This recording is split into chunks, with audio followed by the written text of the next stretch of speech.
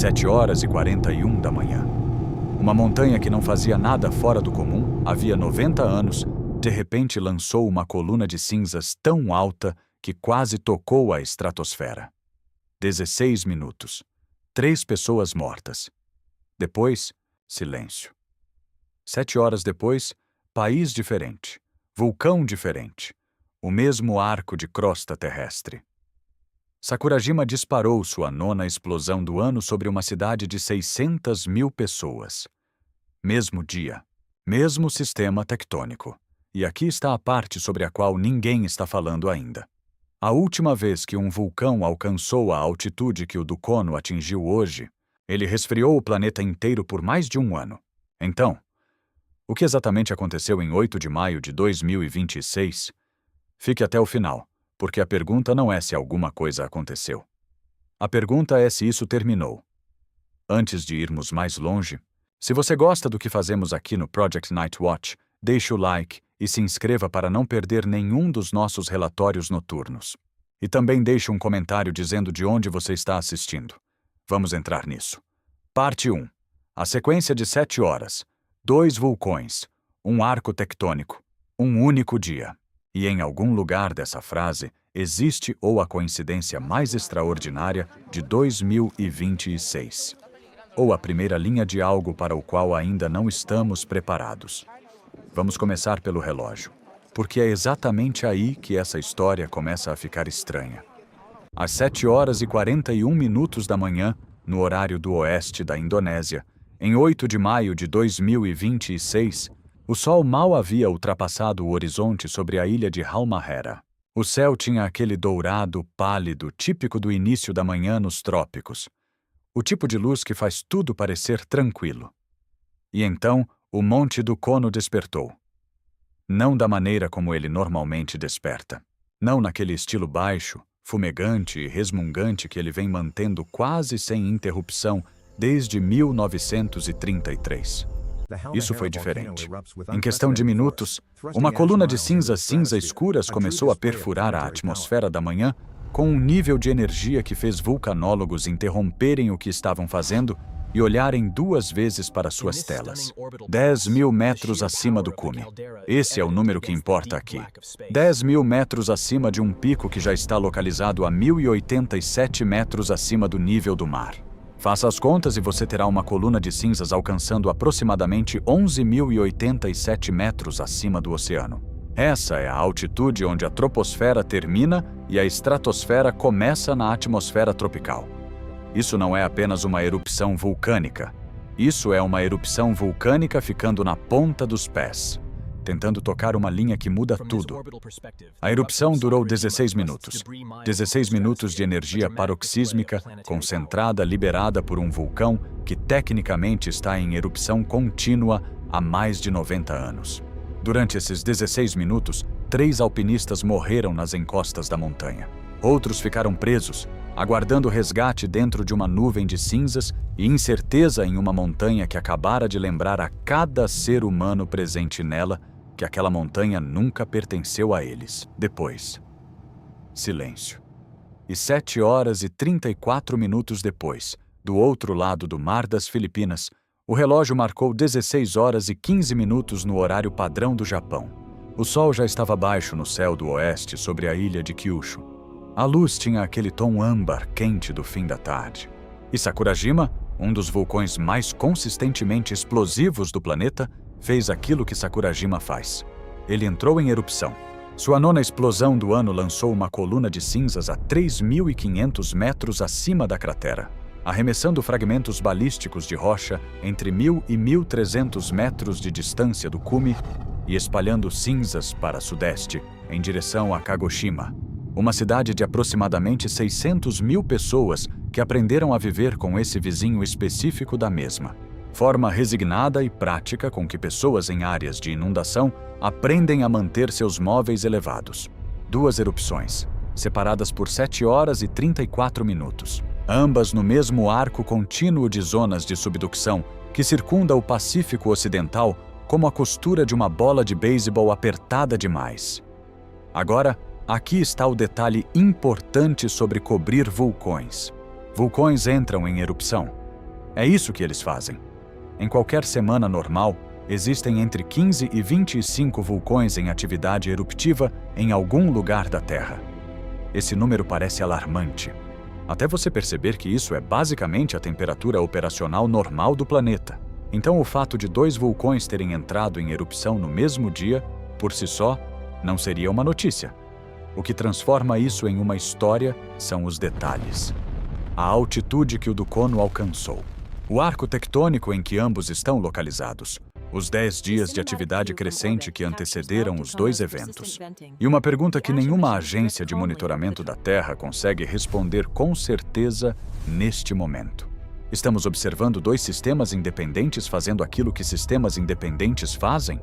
Ou estamos observando algo completamente diferente? Essa pergunta não terá uma resposta limpa hoje. Quero ser honesto com você sobre isso desde o início. O que ela terá é uma análise profunda. Porque se existe um padrão aqui, você merece entendê-lo. E se não existe, você também merece entender por que tudo isso parece tanto um padrão. Mas antes de irmos para qualquer outro lugar, precisamos falar sobre o que o Dukono realmente fez. Porque 10.000 metros é apenas um número, e números sem contexto são apenas números. É o contexto que transforma esse número em algo capaz de fazer você prestar atenção. Parte 2. O evento Dukono. Imagine um baterista tocando o mesmo ritmo silencioso por 90 anos.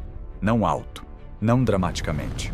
Apenas uma batida constante, baixa, repetitiva. Tão familiar que todas as pessoas na sala já pararam de notar sua presença. Ruído de fundo, parte da mobília. E então, sem aviso, sem mudança visível de postura, sem mudança de expressão, esse baterista acerta a bateria com toda a força que possui. Uma única explosão completa de energia. E depois volta imediatamente ao ritmo silencioso. Como se nada tivesse acontecido. Foi exatamente isso que o Dukono fez em 8 de maio de 2026. Para entender por que isso importa, você precisa entender como é o comportamento normal do Dukono. O Monte Dukono fica na província de Maluku do Norte, na Indonésia, na ilha de Halmahera, um daqueles lugares que quase nunca aparecem nos mapas mentais da maioria das pessoas, apesar de estarem posicionados sobre uma das regiões geologicamente mais ativas do planeta. O Dukono está em atividade eruptiva contínua desde 1933. Isso não é erro de digitação. Mais de 90 anos de atividade vulcânica ininterrupta, tornando-o um dos vulcões em erupção contínua mais duradouros da Terra. Ele produz colunas de cinzas regularmente. O Centro Indonésio de Vulcanologia e Mitigação de Desastres Geológicos, conhecido como PVMBBG, mantém uma zona de exclusão de 4 quilômetros ao redor do cume justamente por causa dessa atividade constante. Por causa desse comportamento contínuo, existem protocolos, existem sinais de alerta. O Dukono é monitorado, catalogado e rastreado com o tipo de rigor burocrático que surge depois de quase um século sendo um problema permanente. Em um dia normal, as colunas de cinzas do Dukono alcançam entre 400 e 1.400 metros acima do cume. Essa é a faixa operacional dele. Esse é o envelope dentro do qual ele vem se expressando há gerações. Os vulcanólogos que estudam o Dukono conhecem essa faixa da mesma maneira que um cardiologista conhece a frequência cardíaca de repouso de um paciente. Esse é o valor de referência. É isso que o normal parece ser. Em 8 de maio de 2026, o Dukono produziu uma coluna de 10.000 metros acima do cume. Isso não é um aumento gradual. Isso não é uma tendência preocupante. Isso é um desvio de ordem de magnitude em relação ao comportamento estabelecido. Se um paciente com frequência cardíaca de repouso de 60 batimentos por minuto de repente atingisse 600 batimentos por minuto, nós não chamaríamos isso de uma leitura elevada. Nós chamaríamos isso de crise. E embora sistemas vulcânicos não sejam corações humanos, o princípio do desvio extremo de magnitude se aplica de forma igualmente clara. O Dukono não ultrapassou sua linha de base. Ele explodiu para além dela. A erupção em si durou aproximadamente 16 minutos. Isso é uma duração curta para o que ela produziu. E isso nos diz algo importante sobre a concentração de energia envolvida. Não foi uma longa exalação lenta. Foi uma única respiração violenta. A coluna de cinzas foi descrita por observadores e confirmada por imagens de satélite como cinza escura, densa e sendo carregada para o norte pelos ventos das camadas superiores da atmosfera. Os sinais sísmicos associados ao evento variaram de tremores fracos a fortes, algo consistente com o rápido movimento pressurizado de material através do sistema vulcânico. Tudo no perfil sísmico e visual dessa erupção aponta para uma liberação de pressão acumulada que não havia sido claramente antecipada pelos dados de monitoramento disponíveis. E é exatamente aqui que a dimensão humana entra na história. Porque geologia não acontece no vácuo. No momento da erupção, havia alpinistas presentes nas encostas do Dukono. Isso não era tão imprudente quanto parece agora, olhando em retrospecto. A zona de exclusão de 4 quilômetros ao redor do cume é aplicada, mas a montanha é enorme e suas encostas inferiores historicamente permaneceram acessíveis. As pessoas sobem o Dukono. Elas escalam aquela montanha há anos. A atividade contínua de baixo nível que caracteriza o vulcão acabou criando paradoxalmente uma falsa sensação de previsibilidade em alguns visitantes. Se ele está sempre entrando em erupção um pouco, talvez nunca entre em erupção muito. Essa lógica, infelizmente, não sobreviveu ao dia 8 de maio. 3 alpinistas morreram. Outros ficaram presos sob queda de cinzas, exigindo operações de resgate realizadas em condições que continuavam perigosas e ainda estavam evoluindo. O espaço entre risco geológico e comportamento humano quase sempre é preenchido por pressupostos.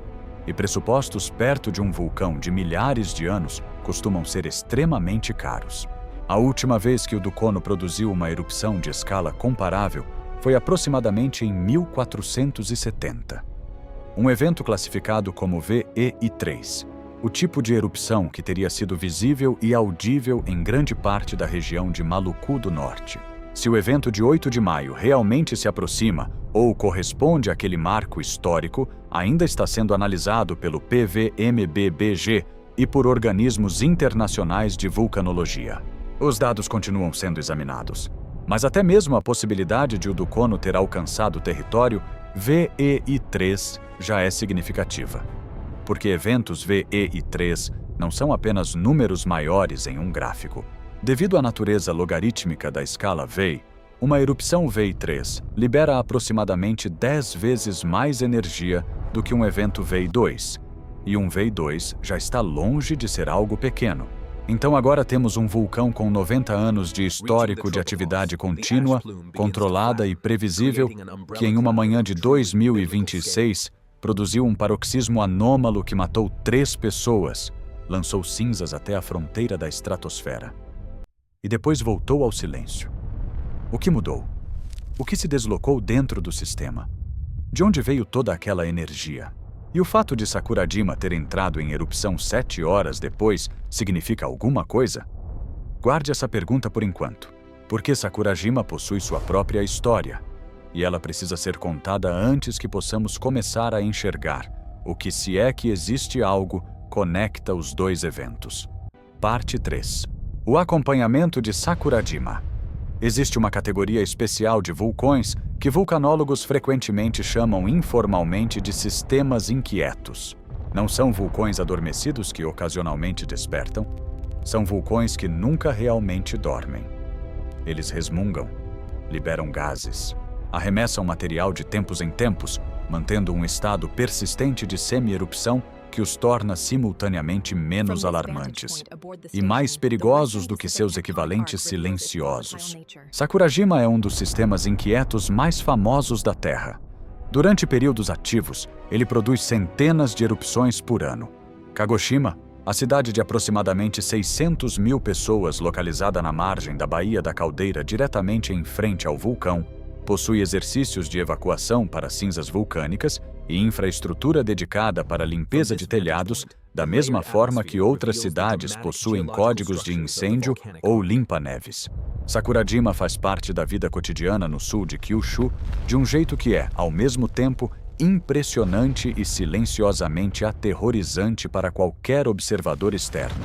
A erupção das 16 horas e 15 minutos no horário padrão do Japão, em 8 de maio de 2026, foi a 9ª erupção do ano calendário proveniente da cratera Minamidake de Sakurajima. Para colocar isso em contexto, esse número nos diz que o sistema está em um período de atividade moderadamente elevada.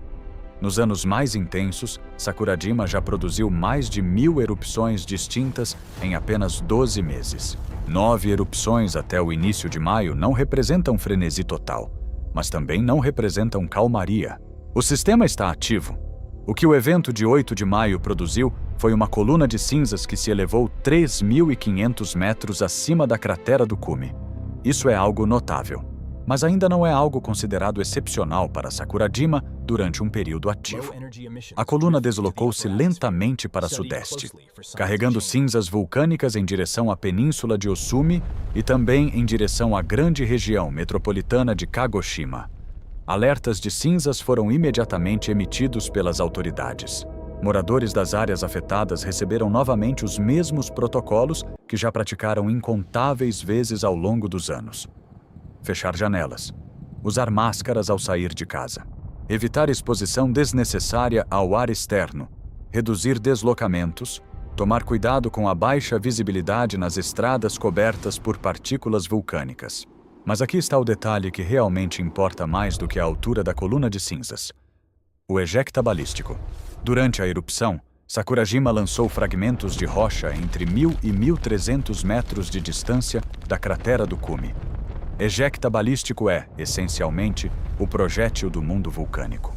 Diferente das cinzas, que viajam carregadas pelo vento e podem mudar de direção dependendo das condições atmosféricas, rochas balísticas seguem trajetórias fixas diretamente impulsionadas pela explosão.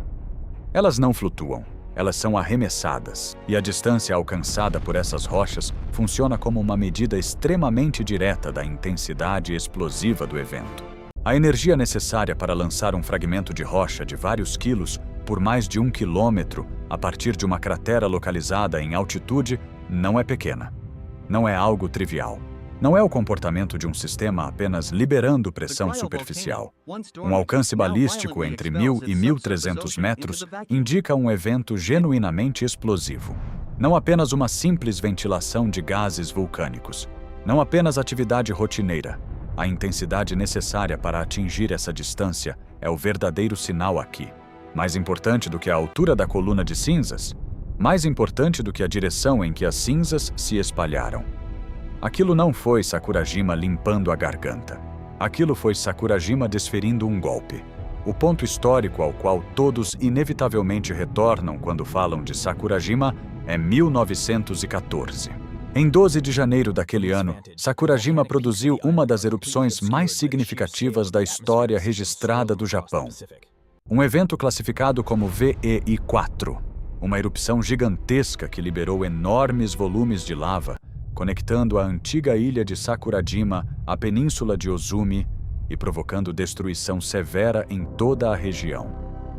Dezenas de pessoas morreram. Comunidades inteiras foram impactadas. A infraestrutura regional sofreu danos profundos. E a própria geografia do sul de Kyushu foi alterada permanentemente. 1914 tornou-se o ponto de referência de Sakurajima da mesma maneira que 1980 se tornou o ponto de referência do Monte Saint Helens, ou 1991 se tornou o ponto de referência de Pinatubo. É o evento contra o qual toda a atividade posterior acaba sendo medida. Toda nova erupção inevitavelmente é comparada à memória daquela catástrofe histórica. O dia 8 de maio de 2026 não foi 1914.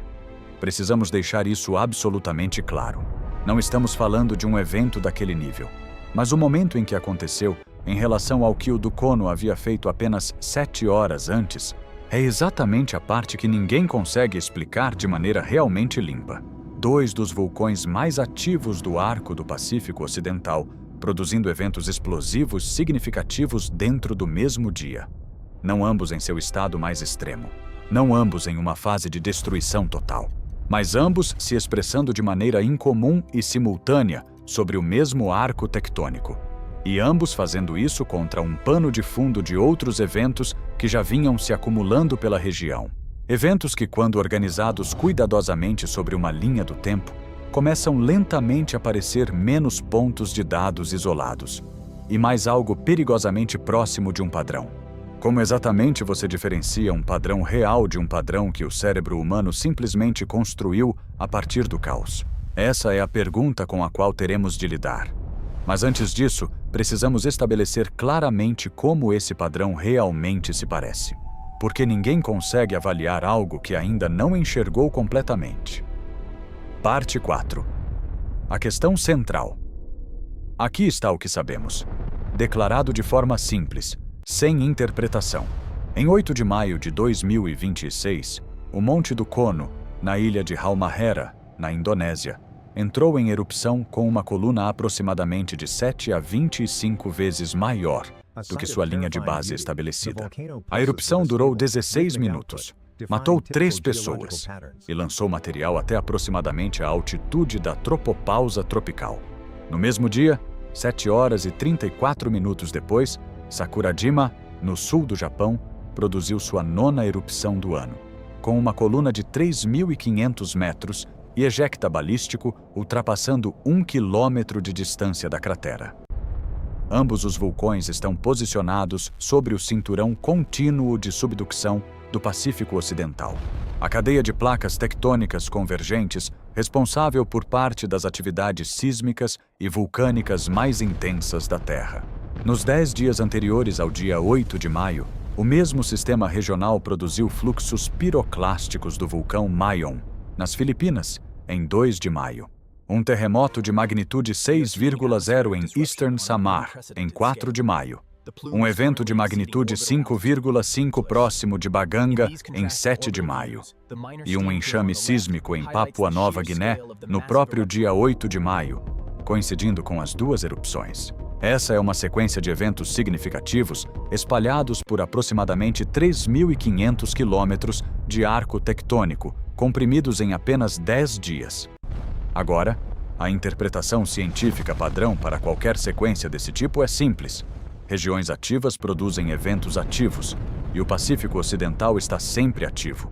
Isso é verdade, ele está sempre ativo. A placa do Mar das Filipinas está sempre entrando em subducção, a placa do Pacífico está sempre empurrando. Os vulcões ao longo desse arco estão sempre fazendo alguma coisa. O ruído de fundo aqui é mais intenso do que em quase qualquer outro lugar da Terra. Então, quando vários eventos acontecem dentro de uma janela curta de tempo, a hipótese nula, a explicação mais simples, é que você está observando atividade normal em um ambiente naturalmente extremamente ativo. E que seu cérebro, treinado para reconhecer padrões, está conectando pontos que nunca realmente deveriam ter sido conectados. Essa talvez seja a resposta correta. Mas a hipótese nula possui um problema neste caso, e o problema se chama altitude do Kono. Quando um vulcão que produz atividade consistente e de baixo nível há 90 anos consecutivos de repente gera uma anomalia de ordem de magnitude sem sinais precursores claros, a hipótese nula começa a levantar suspeitas. Sistemas consistentes que desviam fortemente de seu comportamento, mesmo uma única vez, carregam informação. A pergunta é: que tipo de informação? Existem 2 estruturas principais para interpretar o que aconteceu em 8 de maio. A primeira é coincidência em uma linha de base elevada. Sob esse modelo, o arco do Pacífico Ocidental está passando por um período de atividade geral levemente intensificada. E os eventos dos últimos 10 dias, incluindo as 2 erupções de 8 de maio, seriam manifestações independentes dessa linha de base mais elevada. Eles não estariam causando uns aos outros, não estariam sinalizando uns aos outros. Estariam apenas se tornando simultaneamente mais prováveis, porque as condições que individualmente produzem cada evento também se elevaram ao mesmo tempo. Cada evento possui sua própria explicação independente. O padrão seria apenas um artefato da nossa percepção. A segunda estrutura é mudança no estado regional de tensão tectônica. Sob esse modelo, algo mudou na distribuição mais ampla de tensões tectônicas ao longo do arco do Pacífico Ocidental nas últimas semanas ou meses. E o agrupamento de eventos que estamos observando seria uma série de sistemas respondendo simultaneamente, mas de forma independente, a um ambiente mecânico alterado. Eles ainda não estariam disparando uns aos outros diretamente, mas todos estariam reagindo à mesma mudança de origem. Da mesma forma que várias árvores em uma floresta podem perder suas folhas ao mesmo tempo. Não porque estejam se comunicando entre si, mas porque todas estão respondendo à mesma mudança de estação. A diferença entre esses dois modelos importa enormemente. Não porque qualquer um deles necessariamente preveja uma catástrofe iminente, mas porque um deles implica que o estado de tensão do sistema pode estar mudando de uma forma que ainda continuará se manifestando através de novos eventos. E isso não é um pensamento confortável. Para entender por que a altitude alcançada pelo Dukono torna essa pergunta muito mais urgente, precisamos falar sobre uma linha no céu, uma fronteira que a maioria das erupções jamais alcança, e sobre o que acontece quando uma delas finalmente consegue chegar lá. Parte 5. O limiar da tropopausa. A atmosfera acima da sua cabeça não é uma coisa única. Ela é composta por camadas distintas empilhadas umas sobre as outras. Cada camada possui sua própria química, seu próprio gradiente de temperatura, suas próprias regras sobre como o ar se move e se mistura. Nós vivemos na parte inferior da camada mais baixa, a troposfera. É aqui que o clima acontece. É aqui que nuvens se formam. É aqui que tempestades nascem. É aqui que surgem os ventos capazes de dobrar árvores e sacudir janelas. A troposfera é dinâmica. Ela está constantemente se agitando e misturando seu conteúdo tanto vertical quanto horizontalmente, em escalas de tempo de dias e semanas. Qualquer coisa lançada dentro da troposfera, poluentes, vapor d'água, cinzas vulcânicas, eventualmente acaba sendo removida. A chuva derruba partículas. A turbulência dispersa o material. O tempo de permanência de substâncias na troposfera normalmente é medido em dias ou semanas. Acima da troposfera existe a estratosfera. E entre as duas existe uma fronteira chamada tropopausa.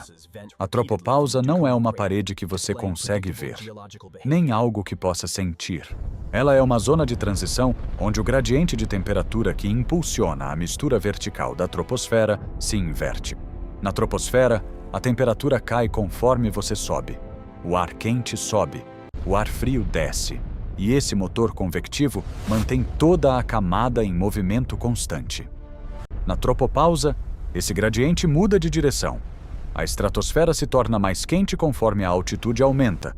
Isso significa que o ar ali é estável. Ele não convecta, ele não se agita. Material que entra na estratosfera não é lavado para fora em poucos dias. Ele permanece. Espalha-se horizontalmente através dos padrões globais de vento. E persiste.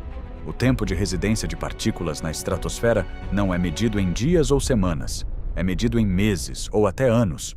Nos trópicos, onde a Indonésia está localizada, a tropopausa ocorre aproximadamente entre 11 e 12 quilômetros acima do nível do mar.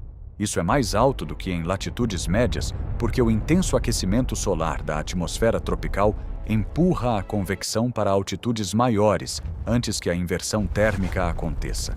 Em 8 de maio de 2026, o Dukono lançou material a aproximadamente 11.087 metros acima do nível do mar. Essa é a zona da tropopausa, não confortavelmente abaixo dela, não claramente acima dela, exatamente nela, no limiar.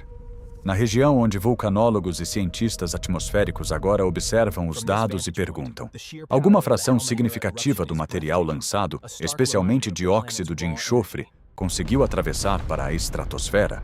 Ou a coluna atingiu apenas a borda inferior da fronteira e será removida nas próximas semanas, como qualquer erupção troposférica comum? A resposta para essa pergunta ainda não está confirmada. Os dados de satélite continuam sendo analisados. Medições de lidar provenientes de estações regionais de monitoramento ainda estão sendo compiladas. Mas o simples fato de essa pergunta precisar ser feita já é, por si só, significativo. Porque o Dukono alcançou exatamente a altitude onde essa questão passa a existir. E isso nos conecta diretamente àquilo que separa um evento vulcânico regional de um evento com relevância global. A maioria das erupções vulcânicas, mesmo as relativamente poderosas, nunca chega perto da tropopausa. Elas lançam material apenas na baixa troposfera. E em poucas semanas tudo desaparece. Dispersado, lavado pela chuva, esquecido pela atmosfera, mesmo que não pelas pessoas que sobreviveram ao evento. Alcançar a tropopausa muda completamente o cálculo. Isso significa que uma parte do material ejetado pode ter entrado em uma camada da atmosfera onde ele consegue viajar pelo planeta inteiro e permanecer ali durante meses ou até anos, afetando não apenas a região ao redor de Halmahera, mas potencialmente o balanço radiativo da Terra inteira. E esse é exatamente o mecanismo que transformou uma das erupções vulcânicas mais consequentes do século XX em um evento verdadeiramente global. Parte 6. A alavanca climática. Em junho de 1991, o Monte Pinatubo, nas Filipinas, entrou em erupção em um dos maiores eventos vulcânicos do século XX. Foi um evento VEI6. Uma erupção colossal que lançou aproximadamente 20 milhões de toneladas de dióxido de enxofre diretamente na estratosfera. O ECO2, dióxido de enxofre, reagiu com vapor d'água formando aerossóis de sulfato. Pequenas partículas refletivas que se espalharam pelos dois hemisférios através dos padrões de vento estratosféricos. Esses aerossóis permaneceram na estratosfera por mais de um ano. E o efeito deles sobre o balanço radiativo do planeta foi mensurável e significativo. As temperaturas médias globais caíram aproximadamente 0,5 grau Celsius no ano seguinte à erupção. Isso não é um número pequeno. 0,5 grau de resfriamento global durante mais de um ano causado por um único evento vulcânico. Padrões de monções foram alterados. Colheitas agrícolas mudaram. Sistemas climáticos em continentes inteiros foram afetados. Em janeiro de 2022, o vulcão Hunga Tonga Hunga Ha'apai, no Pacífico Sul, entrou em erupção em um evento tão rápido e tão explosivo que produziu uma onda de pressão atmosférica que circulou o planeta várias vezes. Ela foi detectada por barômetros em praticamente toda a Terra. A erupção de Tonga ficou famosa por uma razão diferente da de Pinatubo. Ela lançou para a estratosfera um volume sem precedentes de vapor d'água, e não principalmente dióxido de enxofre. Vapor d'água é um gás de efeito estufa, e o evento de Tonga agora está sendo estudado como um possível contribuinte para o aquecimento anômalo, observado depois da erupção, embora a comunidade científica ainda esteja trabalhando para compreender completamente seus efeitos atmosféricos. Ambos os eventos compartilham uma característica crítica com aquilo que o Dukono fez em 8 de maio. Eles lançaram material através da tropopausa e dentro da estratosfera, onde esse material pôde persistir e atuar em escala global. A diferença, e isso é importante, está na escala da injeção de material. As 20 milhões de toneladas de esse O2 estratosférico liberadas por Pinatubo superam de forma gigantesca qualquer coisa produzida pelo Dukono em 8 de maio. O Dukono é um vulcão menor, tanto em volume de câmara magmática, quanto na energia total liberada durante seu paroxismo de 8 de maio. Mesmo que parte do material ejetado tenha cruzado a tropopausa, a carga de aerossóis estratosféricos produzida por esse evento quase certamente não é comparável à de Pinatubo ou Tonga. Isso não é um evento climático global na escala dessas erupções. Mas aqui está o detalhe importante sobre limites críticos. E é exatamente por isso que a altitude alcançada pelo Dukono se conecta tão diretamente à questão central sobre o que o dia 8 de maio realmente significa. O mecanismo que tornou Pinatubo e Tonga globalmente significativos não é um mecanismo que só entra em funcionamento acima de algum limite arbitrário de massa. É um mecanismo que entra em funcionamento quando o material atravessa a tropopausa. A pergunta sobre se o Dukono ativou esse mecanismo, ainda que fracamente, ainda que parcialmente, existe especificamente porque ele alcançou a altitude que alcançou. Se o Dukono tivesse parado em 8.000 metros, nós não estaríamos tendo essa conversa. Seria uma erupção regional significativa. Séria para Halmahera. Séria para os alpinistas presentes nas encostas. Mas não seria uma discussão sobre possíveis efeitos atmosféricos globais. Aos 11.000 metros, a pergunta precisa ser feita. E isso nos leva a um pensamento desconfortável. Não sobre o que o Dukono fez em 8 de maio, mas sobre o que ele poderia fazer se esse comportamento continuar, ou escalar ainda mais. Parte 7. O cenário de quase desastre. Vamos fazer algo que vulcanólogos fazem regularmente e que deixa muita gente desconfortável. Vamos projetar o cenário para frente.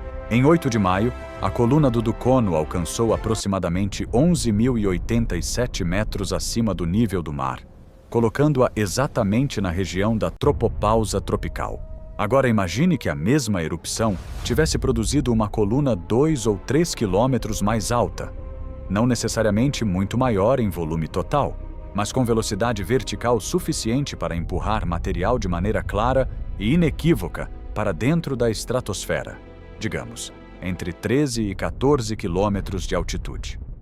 O que mudaria? A resposta é muita coisa, e potencialmente por muito tempo.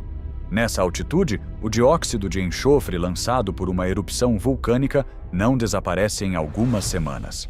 Ele se converte em aerossóis de sulfato e se espalha através dos padrões de circulação Brewer-Dobson, o grande sistema de ventos que move o ar estratosférico dos trópicos em direção aos polos. Esses aerossóis refletem parte da radiação solar que chega à Terra, reduzindo a quantidade de energia que alcança a superfície do planeta. O tempo de residência dessas partículas entre 13 e 14 quilômetros na estratosfera normalmente varia entre 1 e 3 anos. E durante cada dia em que esses aerossóis permanecem lá em cima, eles funcionam como uma espécie de protetor solar parcial para o planeta abaixo deles. Agora, a massa de material que o Dukono lançou em 8 de maio não é Pinatubo. Precisamos manter isso absolutamente claro. Mesmo um evento do porte do Dukono totalmente inserido na estratosfera produziria uma carga de aerossóis muito menor do que as 20 milhões de toneladas liberadas por Pinatubo. Mas é aqui que a análise começa a ficar realmente interessante e um pouco perturbadora. A sensibilidade do sistema climático ao forçamento causado por aerossóis estratosféricos não é linear.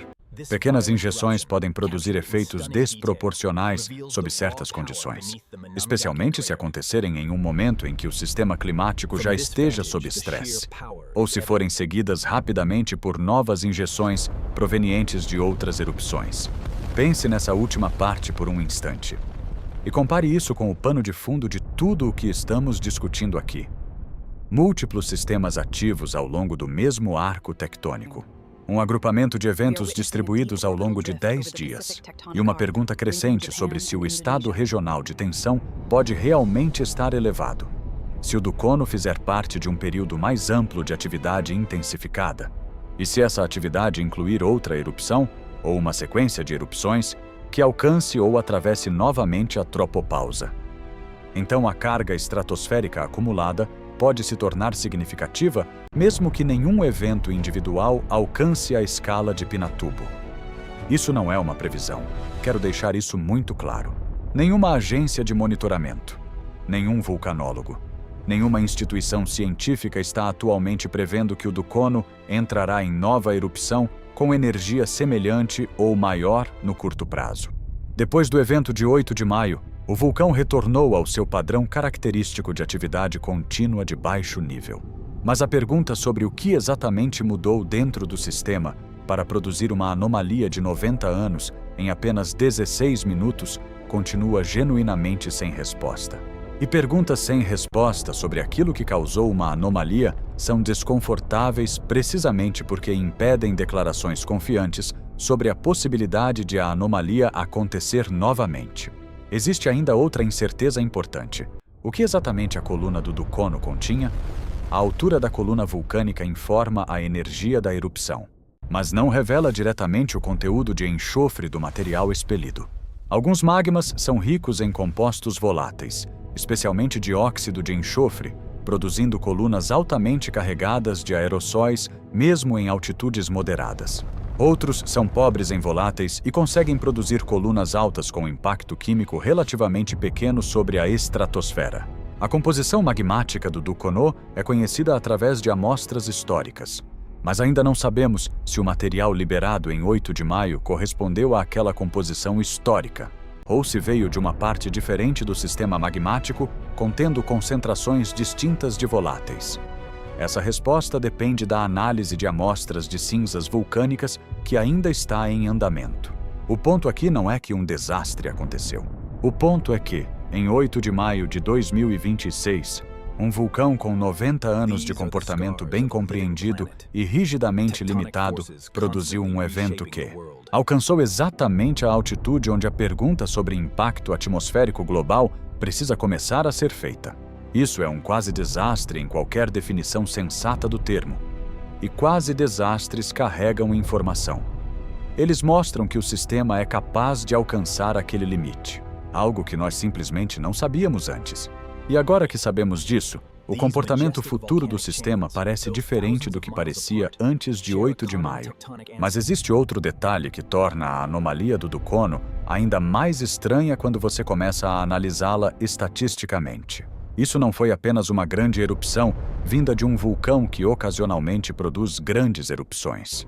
Isso foi um paroxismo vindo de um sistema cuja identidade inteira sempre foi definida pela consistência.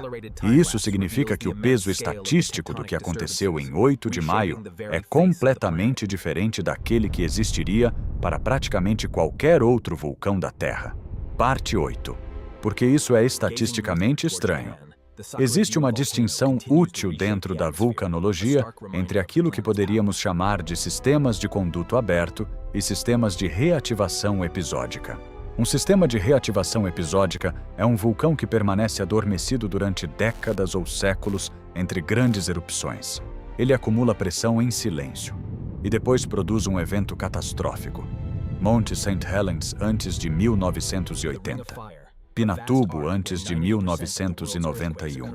Longos períodos de quietude seguidos por retomadas explosivas repentinas. Esses vulcões são aterrorizantes justamente porque o silêncio não significa segurança. Significa apenas carregamento de energia. Sistemas de conduto aberto são diferentes. Eles estão sempre ventilando gases. O canal entre a câmara magmática e a superfície permanece permanentemente ao menos parcialmente aberto. Isso significa que a pressão não se acumula da mesma maneira que em um sistema selado.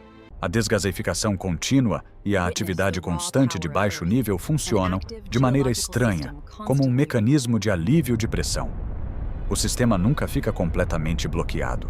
Então ele normalmente não acumula a sobrepressão extrema, responsável por erupções plinianas catastróficas. O Dukono é um sistema de conduto aberto. Ele está ventilando continuamente desde 1933.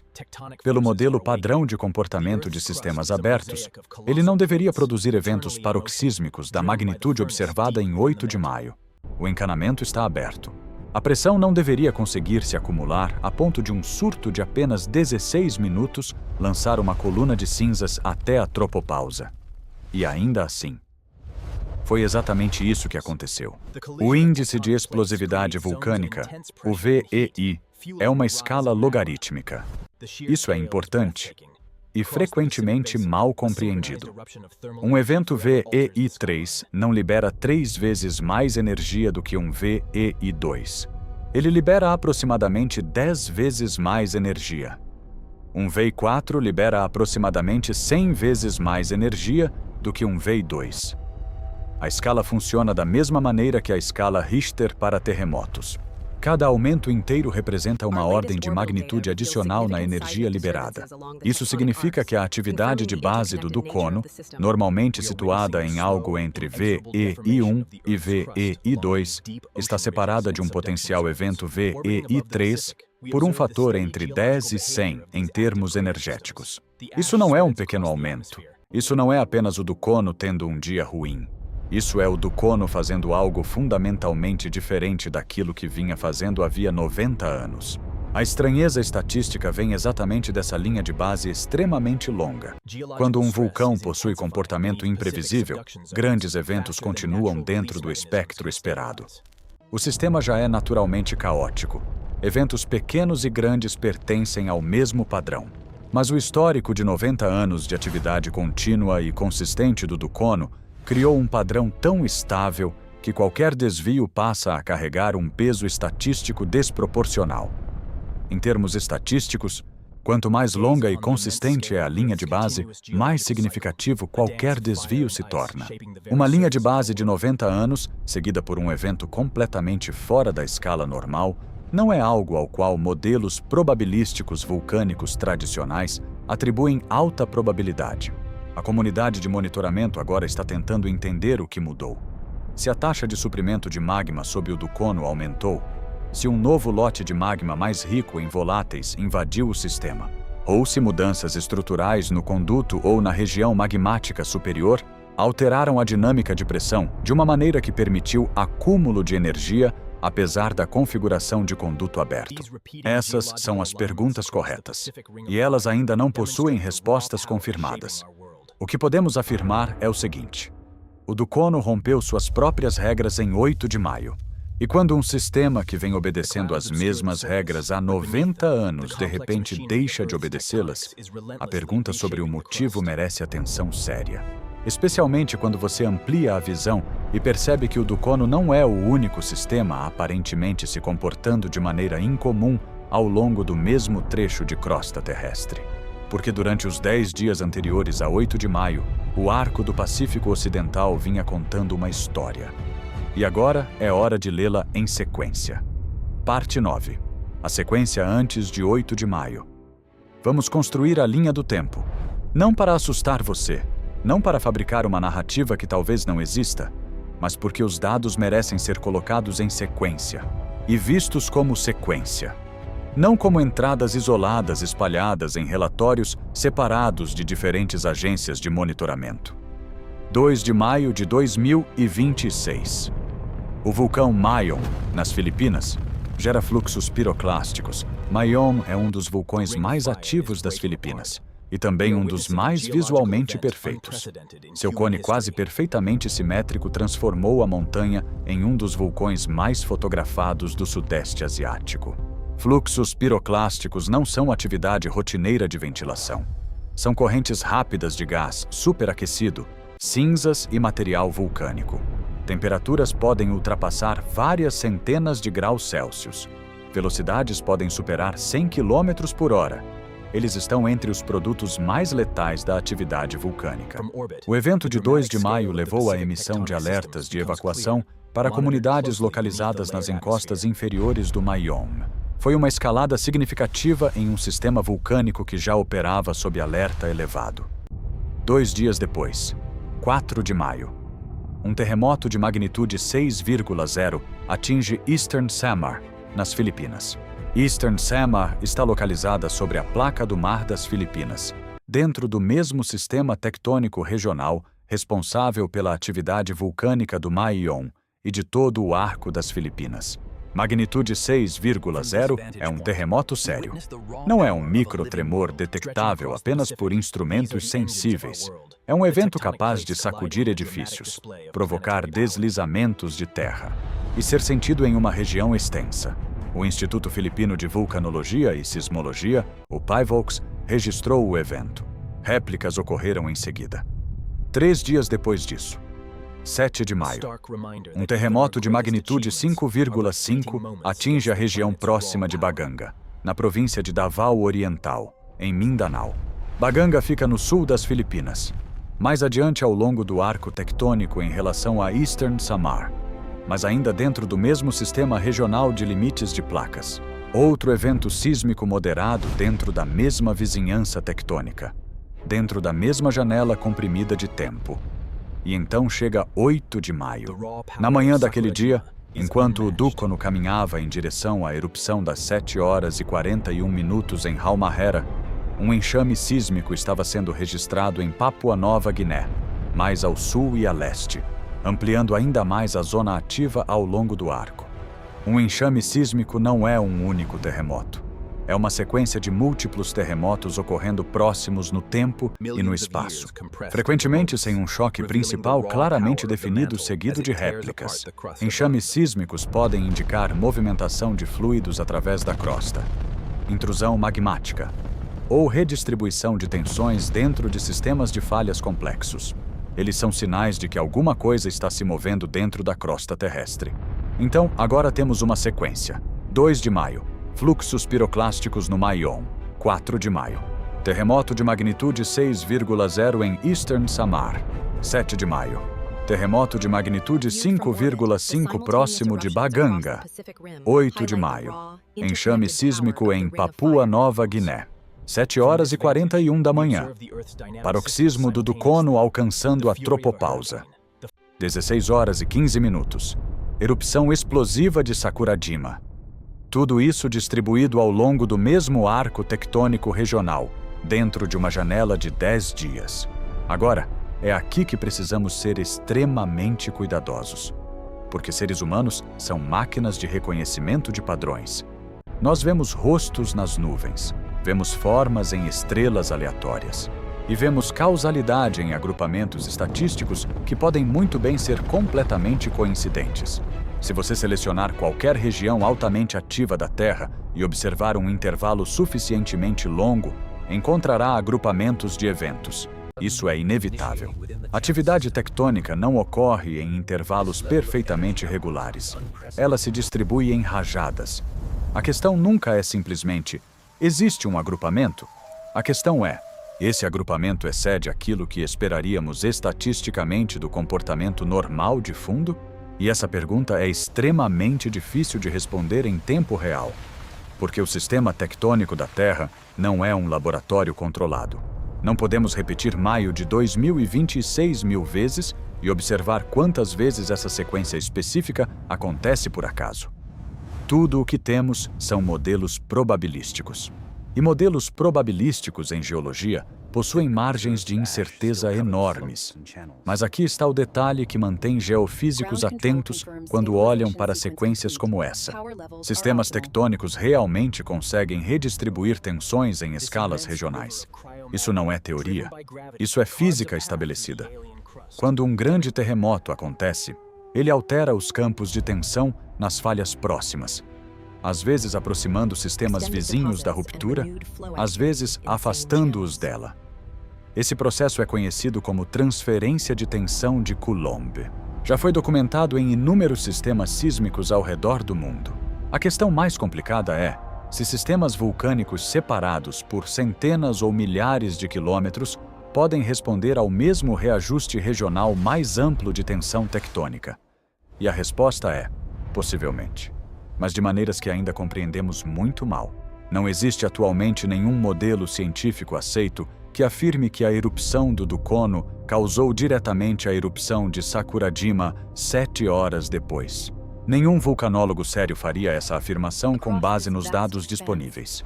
A distância é grande demais. Os sistemas são mecanicamente distintos demais.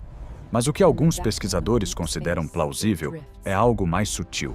Que ambos os sistemas possam estar respondendo simultaneamente a uma mudança mais ampla no ambiente regional de tensão tectônica, não se comunicando entre si diretamente, mas reagindo ao mesmo deslocamento de fundo. Exatamente como múltiplos instrumentos em uma orquestra podem vibrar quando uma única nota específica é tocada em algum lugar da sala. Essa hipótese continua altamente especulativa. Mas ela não é pseudociência. Ela está dentro da física plausível da mecânica tectônica regional. E quanto mais você amplia a escala de observação, mais a ideia de sincronização regional começa a aparecer repetidamente no registro geológico. Grandes terremotos frequentemente ocorrem em grupos. Períodos de atividade vulcânica elevada às vezes aparecem em múltiplos sistemas ao longo do mesmo arco tectônico. Nem sempre, nem de maneira perfeitamente sincronizada, mas com frequência suficiente para que geofísicos continuem estudando o fenômeno seriamente. E isso nos leva ao pensamento mais desconfortável de todos. Talvez o que estamos vendo não seja uma cadeia causal. Talvez ninguém precise estar causando ninguém. Talvez o arco do Pacífico Ocidental inteiro esteja simplesmente entrando em um período temporário de estado elevado de tensão tectônica.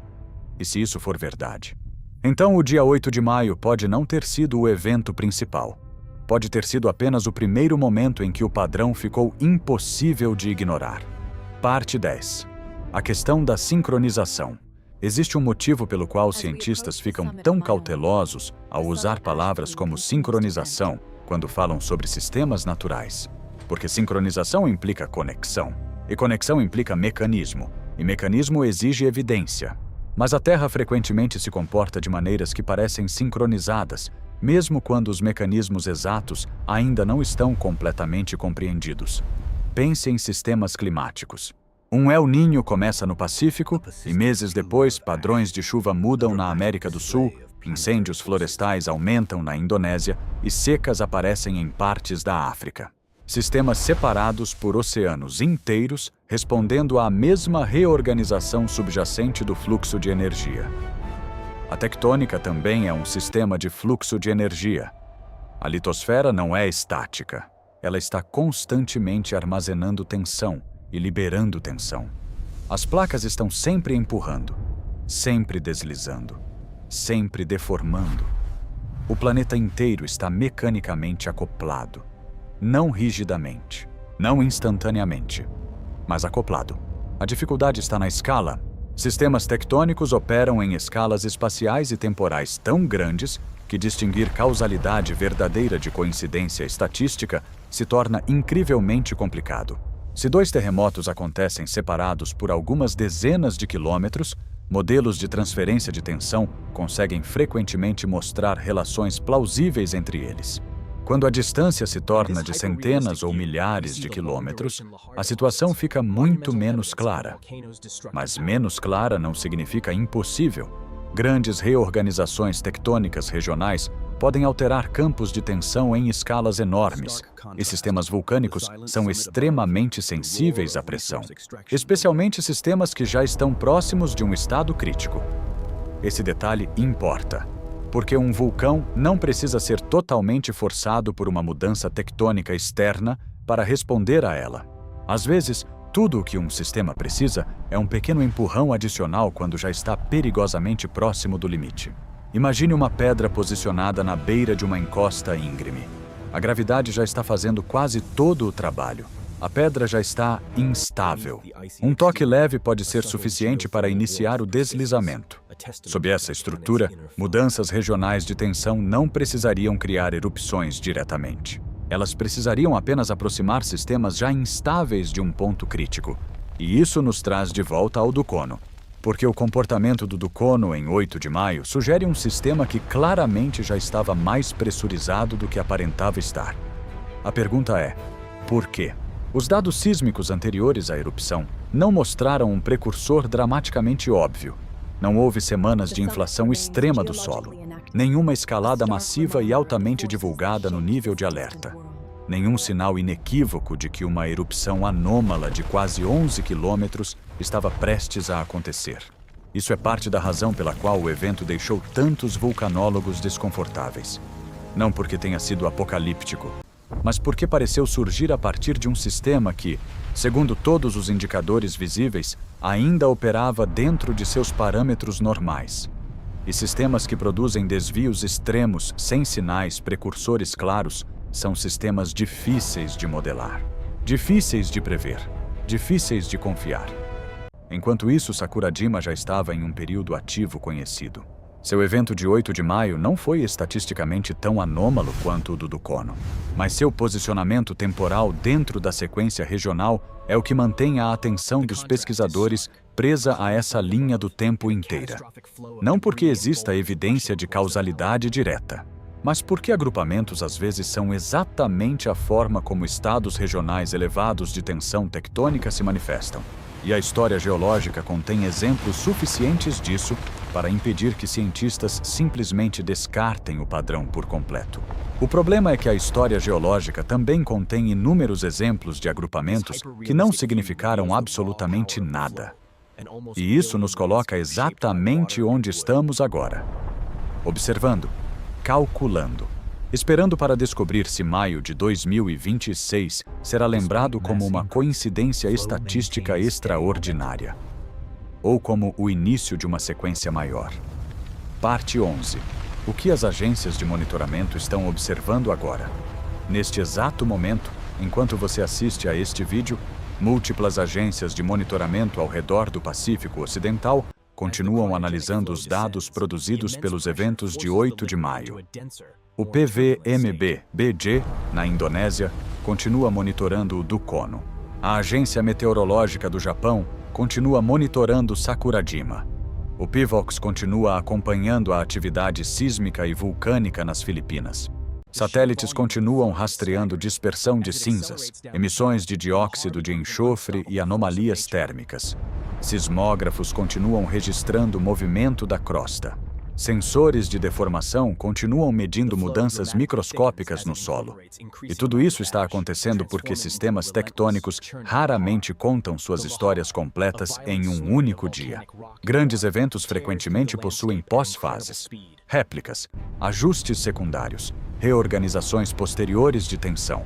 Isso vale para terremotos e também vale para sistemas vulcânicos.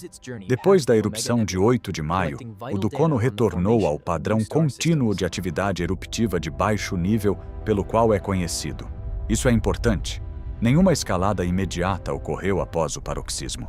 Nenhum segundo evento gigante aconteceu horas depois. O sistema não entrou em colapso em uma sequência catastrófica. Mas retornar ao comportamento basal não significa necessariamente que nada mudou internamente. Às vezes, sistemas liberam pressão através de um único evento e depois se estabilizam. Outras vezes, um paroxismo representa apenas a primeira ruptura em um equilíbrio mais profundo que ainda continua se reorganizando. A dificuldade é que a Terra não anuncia qual dessas duas situações está acontecendo. Nós só descobrimos observando o que vem depois. E é exatamente por isso que as próximas semanas e meses importarão tanto para a interpretação final do que ocorreu em maio de 2026. Existem várias coisas específicas que vulcanólogos estarão procurando agora. Mudanças na composição dos gases, mudanças nas razões isotópicas, mudanças na profundidade da sismicidade vulcânica, mudanças na deformação do solo. E especialmente sinais de nova intrusão magmática sob sistemas que já demonstraram comportamento incomum.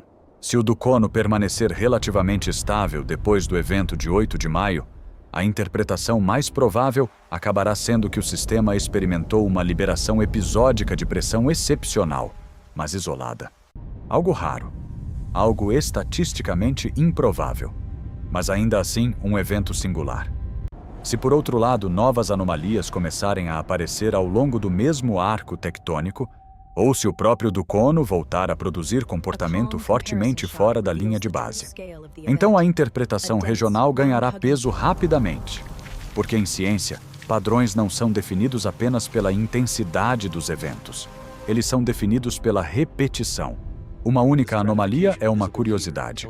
Duas anomalias podem ser coincidência.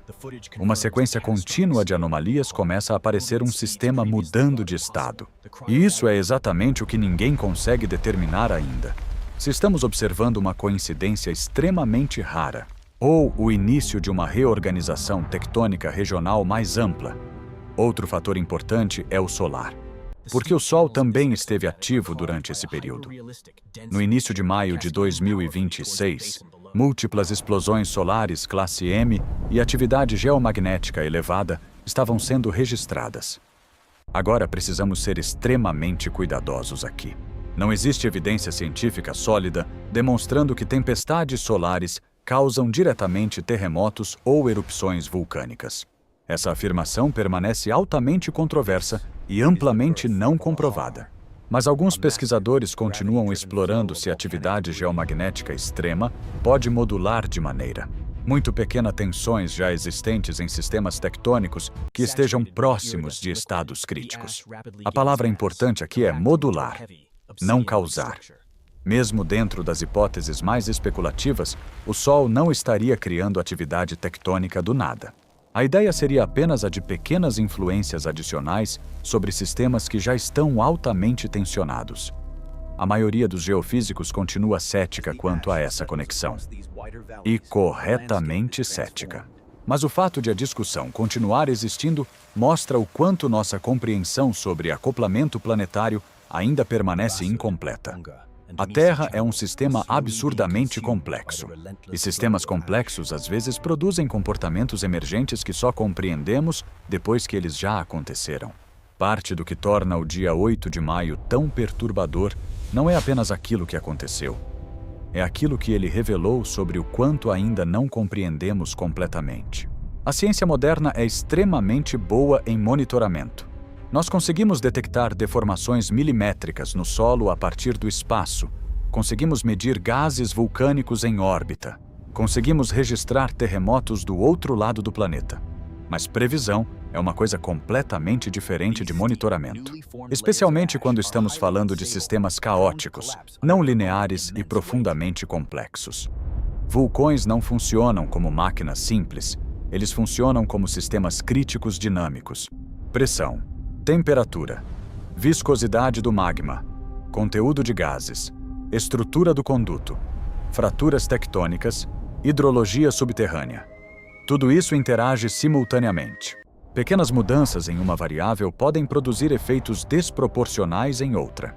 E às vezes sistemas permanecem aparentemente estáveis até o momento exato em que deixam de estar. O Dukono passou 90 anos ensinando vulcanólogos a enxergá-lo como um sistema de atividade contínua relativamente previsível.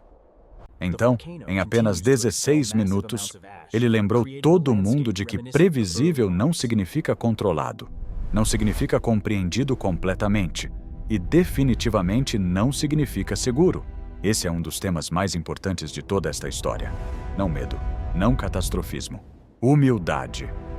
Porque a Terra constantemente demonstra que nossa compreensão dos sistemas planetários continua incompleta. Nós entendemos partes, entendemos mecanismos individuais, entendemos processos locais.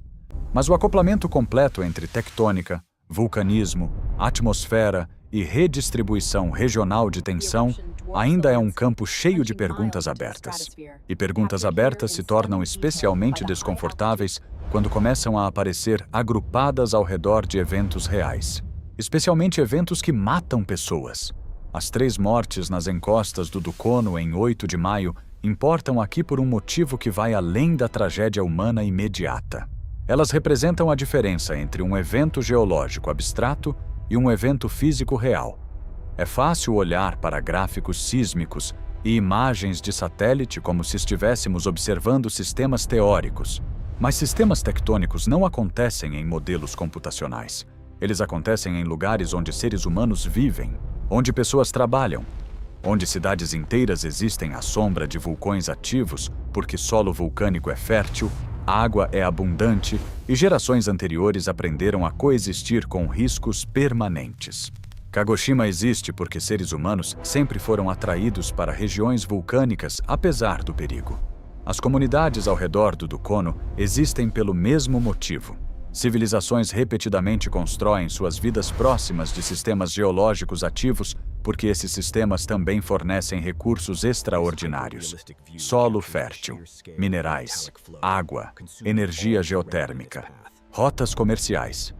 A relação entre humanidade e vulcões sempre foi uma negociação, risco em troca de abundância. E ocasionalmente a Terra relembra o custo dessa negociação. Isso é parte do motivo pelo qual agrupamentos de eventos como os de maio de 2026 capturam tanta atenção psicológica. Não apenas porque levantam perguntas científicas, mas porque ativam algo profundamente antigo na mente humana. A sensação de que o solo sob nossos pés talvez não seja tão estável quanto gostamos de acreditar.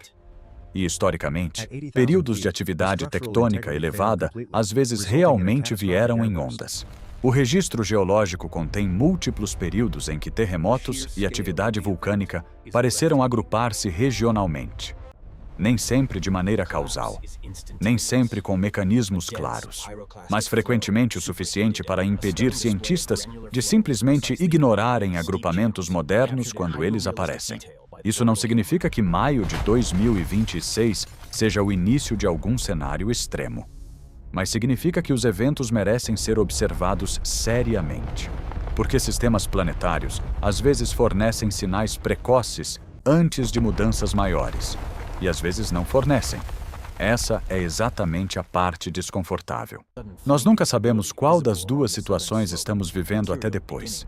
Parte do que torna a situação atual tão difícil de interpretar é que os dados ainda estão chegando. A ciência em tempo real raramente se parece com a versão organizada que aparece em documentários anos depois. No momento em que um evento acontece, quase tudo ainda está incompleto. Satélites precisam ser recalibrados, amostras precisam ser coletadas, modelos precisam ser comparados, hipóteses precisam ser testadas contra novos dados. E enquanto isso acontece, o público normalmente quer respostas imediatas. As pessoas querem saber: estamos seguros? Isso acabou? Algo maior está vindo? Mas sistemas tectônicos não funcionam na velocidade psicológica humana. Eles funcionam na velocidade da física. E a física não sente urgência emocional. É por isso que a maioria das instituições científicas evita linguagem dramática durante sequências como a de maio de 2026. Não porque estejam escondendo alguma coisa, mas porque declarações confiantes feitas cedo demais em sistemas complexos frequentemente acabam envelhecendo muito mal. O histórico da geologia está cheio de exemplos em que eventos aparentemente enormes acabaram não significando nada além deles próprios. E também cheio de exemplos em que eventos inicialmente tratados como isolados mais tarde revelaram-se parte de sequências muito maiores. O problema é que as duas categorias podem parecer praticamente idênticas no começo. É exatamente isso que torna o presente tão desconfortável. Nós ainda estamos dentro da sequência. Ainda não estamos olhando para ela do futuro. Ainda não sabemos qual narrativa histórica sobreviverá. Talvez maio de 2026 seja lembrado apenas como um agrupamento estatisticamente incomum de atividade normal dentro de um dos ambientes tectônicos mais ativos da Terra. Essa continua sendo uma possibilidade completamente plausível. Mas talvez ele também seja lembrado como o momento em que pesquisadores começaram a perceber que o estado regional de tensão tectônica ao longo do Pacífico Ocidental havia entrado em uma fase temporariamente elevada. Essa possibilidade também continua em aberto. E isso nos leva de volta a Sakurajima, porque Sakurajima representa uma espécie de lembrete permanente sobre o que sistemas vulcânicos ativos fazem quando permanecem dentro de estados prolongados de instabilidade. Sakurajima não produz apenas uma grande erupção e depois desaparece em silêncio. Ele pulsa, respira, libera energia repetidamente, às vezes centenas de vezes por ano. É um sistema vivendo próximo do limite eruptivo quase o tempo inteiro. E sistemas que vivem próximos do limite frequentemente respondem de maneira extremamente sensível a pequenas mudanças de pressão. É por isso que alguns pesquisadores continuam interessados na possibilidade de que estados regionais elevados de tensão possam modular comportamento eruptivo sem necessariamente causar erupções diretamente. O conceito é semelhante à forma como um sistema climático já instável pode produzir tempestades maiores depois de pequenas mudanças de temperatura oceânica. O sistema já está carregado de energia. A mudança adicional apenas altera a maneira como essa energia é liberada. Sob essa estrutura, o Dukono e Sakurajima não precisariam estar conectados no sentido popular da palavra. Eles apenas precisariam existir dentro do mesmo ambiente regional de redistribuição de tensão. E isso é algo que continua fisicamente plausível. Ainda não comprovado, mas plausível. Outro detalhe importante é o timing. 7 horas e 34 minutos. Esse intervalo é estranho o suficiente para chamar atenção psicológica. Curto o suficiente para parecer conectado. Longo o suficiente para impedir qualquer mecanismo causal direto simples. Se Sakurajima tivesse entrado em erupção literalmente minutos depois do Dukono, modelos de propagação de ondas sísmicas poderiam ser examinados mais agressivamente. Se tivesse acontecido semanas depois, quase ninguém os associaria. Mas 7 horas e 34 minutos existem exatamente naquela zona desconfortável, onde a mente humana imediatamente começa a procurar significado. E isso é perigoso, porque procurar significado e encontrar significado não são a mesma coisa. Mas também é perigoso ignorar agrupamentos apenas porque agrupamentos às vezes são ilusões. A história da ciência está cheia de padrões reais que inicialmente pareciam coincidências. Parte do motivo pelo qual os cientistas continuam observando o Pacífico Ocidental com tanta atenção é que esta região da Terra já produziu algumas das maiores reorganizações geológicas da história humana registrada. O terremoto de Tohoku, em 2011. O evento de Sumatra-Andaman, em 2004.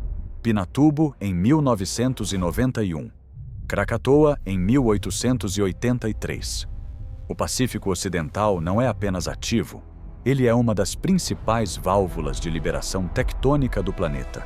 As placas que convergem nessa região armazenam quantidades quase incompreensíveis de energia mecânica. E ocasionalmente essa energia é liberada em escalas capazes de alterar oceanos, atmosferas e até mesmo o balanço energético global. Isso não significa que todo agrupamento de eventos seja o começo de algo extremo, mas significa que agrupamentos nessa região merecem atenção séria precisamente por causa da história tectônica do sistema. Outra razão pela qual o evento do Dukono chamou tanta atenção internacional é porque ele rompeu uma expectativa implícita sobre sistemas de conduto aberto. Durante décadas, vulcanólogos consideraram sistemas continuamente ventilados relativamente menos propensos a produzir surpresas explosivas extremas, justamente porque a pressão é liberada constantemente. A lógica parecia sólida. Um sistema permanentemente aberto não deveria acumular energia da mesma maneira que um sistema selado. E na maior parte do tempo, essa lógica continua correta. Mas sistemas naturais raramente obedecem regras de forma absoluta. Condutos podem mudar de geometria. Magma novo pode intrudir.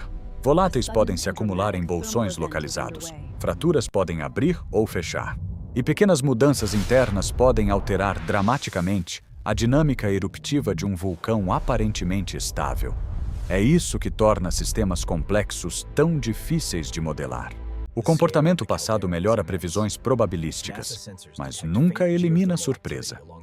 A erupção de 8 de maio foi um lembrete brutal desse fato, especialmente porque a escalada ocorreu de forma extremamente rápida, 16 minutos.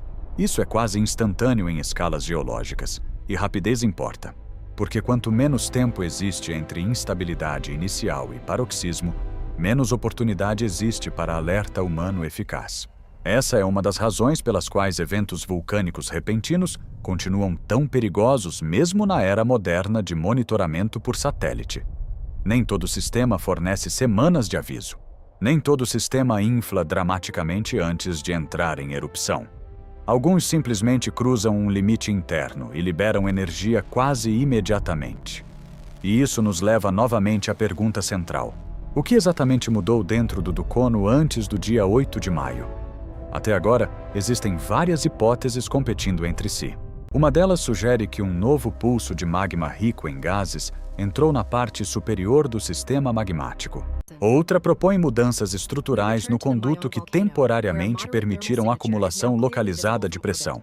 Outra ainda considera a possibilidade de interação entre magma e água subterrânea, aumentando explosividade através de expansão rápida de vapor. Todas essas hipóteses possuem plausibilidade física. Nenhuma delas ainda possui confirmação definitiva. E isso significa que a comunidade científica permanece em uma posição desconfortável. Ela sabe que o sistema fez algo anômalo, mas ainda não sabe exatamente por quê. Enquanto isso, a sequência regional continua existindo na linha do tempo. Mayon, Eastern Samar, Baganga, Papua Nova Guiné, Dukono, Sakurajima. Eventos suficientes para criar desconforto estatístico, mas ainda não suficientes para estabelecer causalidade clara. E esse espaço intermediário entre coincidência e conexão é exatamente onde as situações mais difíceis da geologia moderna costumam existir, porque a natureza raramente fornece respostas simples enquanto os eventos ainda estão acontecendo. Normalmente, ela só entrega clareza depois que a sequência termina. E nós ainda não sabemos se a sequência terminou. Parte do desconforto psicológico em torno do dia 8 de maio vem do fato de que seres humanos gostam profundamente da ideia de estabilidade. Nós construímos cidades como se continentes fossem permanentes. Construímos infraestrutura como se linhas costeiras fossem fixas. Planejamos economias inteiras assumindo que o solo sob nossos pés continuará se comportando amanhã da mesma maneira que se comportou ontem. E na maior parte do tempo, isso funciona. Porque escalas humanas são curtas. A tectônica opera lentamente o suficiente para criar a ilusão de permanência. Mas vulcões existem exatamente no ponto onde a velocidade humana e a velocidade geológica ocasionalmente colidem. Uma montanha pode parecer imóvel durante gerações inteiras. E então, em minutos, alterar completamente a paisagem ao redor dela. Foi isso que Krakatoa fez em 1883. Foi isso que Pinatubo fez em 1991. Foi isso que Hunga Tonga Hunga Ha'apai fez em 2022. A maior parte do tempo, sistemas vulcânicos permanecem dentro de limites relativamente compreensíveis. E então, ocasionalmente, eles lembram o planeta inteiro de que relativamente compreensível não é a mesma coisa que totalmente previsível. O Dukono entrou exatamente nessa categoria em 8 de maio. Não porque tenha produzido uma catástrofe global, mas porque ultrapassou um limite de comportamento que muitos modelos implicitamente assumiam como improvável para aquele sistema específico. E isso muda a maneira como pesquisadores olharão para o Dukono daqui em diante. Depois de um desvio extremo, a linha de base psicológica muda. Mesmo que o sistema retorne à atividade contínua normal, mesmo que nunca mais produza um evento semelhante. Agora sabemos que ele é capaz disso. E capacidade importa. Em análise de risco, aquilo que um sistema já demonstrou conseguir fazer pesa enormemente em avaliações futuras. Antes de 8 de maio, o Dukono era tratado principalmente como um sistema continuamente ativo, mas relativamente contido. Depois de 8 de maio, ele passa a carregar um histórico documentado de comportamento paroxísmico capaz de alcançar a região da tropopausa. Isso altera modelos, altera protocolos e altera a atenção internacional. Mas existe outro motivo pelo qual o evento ganhou tanta força psicológica online. Timing cultural. Nós estamos vivendo em uma era em que informação viaja instantaneamente. Erupções vulcânicas não permanecem locais por muito tempo. Vídeos aparecem em minutos. Imagens de satélite são compartilhadas globalmente quase em tempo real.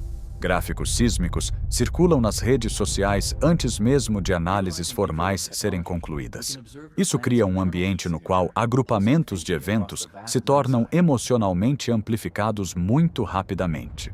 Especialmente quando já existe ansiedade pública elevada sobre mudanças climáticas, eventos extremos e instabilidade global. Em um ambiente assim, o cérebro humano naturalmente começa a construir narrativas abrangentes. Às vezes essas narrativas apontam para conexões reais. Às vezes apontam para ilusões. E diferenciar uma coisa da outra exige tempo.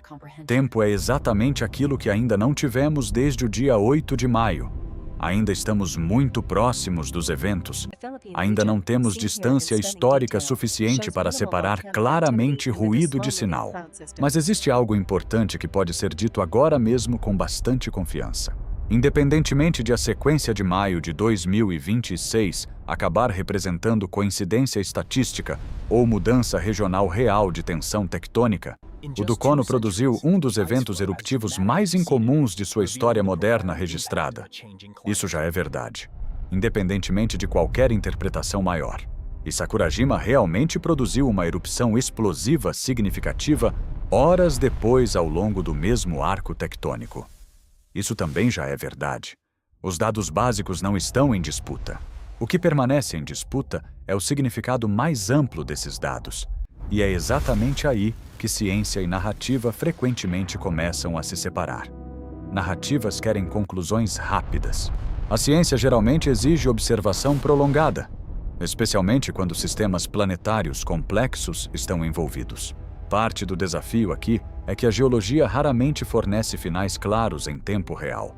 Terremotos possuem réplicas, vulcões possuem fases eruptivas. Sistemas tectônicos continuam ajustando e redistribuindo energia muito depois de os títulos das notícias desaparecerem dos jornais e das redes sociais. O público normalmente imagina eventos naturais como momentos únicos e isolados. Um terremoto acontece, uma erupção acontece, a história termina. Mas, na realidade, eventos tectônicos frequentemente funcionam mais como capítulos dentro de processos muito maiores de redistribuição de energia planetária. Às vezes, esses processos terminam rapidamente. Às vezes, continuam durante meses. Às vezes, continuam durante anos inteiros. E, em alguns casos, a única maneira de reconhecer que uma sequência realmente começou é olhando para trás depois que ela já terminou. É exatamente isso que torna maio de 2026 tão difícil de interpretar no presente. Nós ainda não sabemos se estamos olhando para um ponto isolado ou para o começo de uma linha mais longa. E existe ainda outro detalhe extremamente importante aqui. Escalas humanas distorcem profundamente a percepção geológica. Para um ser humano, 10 dias parecem um intervalo significativo de tempo. Para sistemas tectônicos, 10 dias são praticamente instantâneos. Isso significa que agrupamentos tectônicos comprimidos em dias ou semanas frequentemente chamam atenção justamente porque parecem rápidos quando comparados à experiência humana comum. Mas a tectônica opera em escalas completamente diferentes. Décadas, séculos, milhões de anos. Então, a verdadeira pergunta nunca é apenas se eventos se agruparam em um intervalo curto de 10 dias. A verdadeira pergunta é se esse agrupamento excede o nível esperado de variabilidade de fundo para aquele sistema tectônico específico. E responder isso exige análise estatística séria. Muito séria. Pesquisadores provavelmente passarão anos analisando a sequência de maio de 2026. Comparando-a com registros históricos, executando simulações probabilísticas, modelando redistribuição regional de tensões tectônicas, analisando profundidades sísmicas, comparando assinaturas geoquímicas, estudando deformações crustais, tentando determinar se aquilo que vimos pertenceu simplesmente ao comportamento normal de um sistema altamente ativo, ou se representou algo genuinamente incomum. E talvez nunca exista uma resposta definitiva.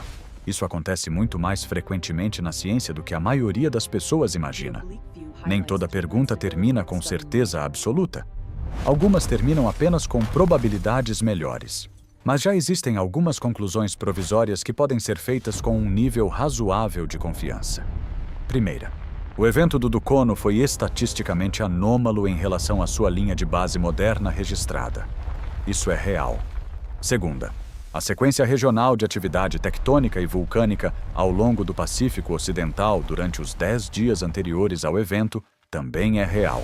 Terceira, atualmente não existe evidência suficiente para afirmar causalidade direta entre os eventos observados. Quarta, também não existe evidência suficiente para descartar completamente a possibilidade de um estado regional temporariamente elevado de tensão tectônica. E é exatamente esse espaço intermediário entre confirmação e exclusão que mantém a comunidade científica observando o Pacífico Ocidental com tanta atenção neste momento. Porque sistemas complexos frequentemente revelam sua verdadeira natureza apenas através da repetição. Uma anomalia isolada pode ser apenas ruído estatístico, mas sequências repetidas começam a carregar significado físico. Se nada mais acontecer, maio de 2026 provavelmente acabará sendo catalogado como um agrupamento extraordinário, mas ainda estatisticamente plausível, de atividade tectônica dentro de um ambiente naturalmente extremo. Mas se novas anomalias surgirem ao longo do mesmo arco tectônico nos próximos meses, então toda a interpretação da sequência começará a mudar rapidamente. É assim que a ciência funciona em tempo real. Hipóteses permanecem provisórias até que novos dados obriguem revisão. E agora mesmo, o Pacífico Ocidental continua produzindo novos dados todos os dias. Sismógrafos continuam registrando o movimento crustal. Satélites continuam rastreando emissões de gases e dispersão atmosférica. Sensores continuam observando deformação microscópica do solo. E vulcanólogos continuam observando o Dukono com muito mais atenção do que observavam antes do dia 8 de maio.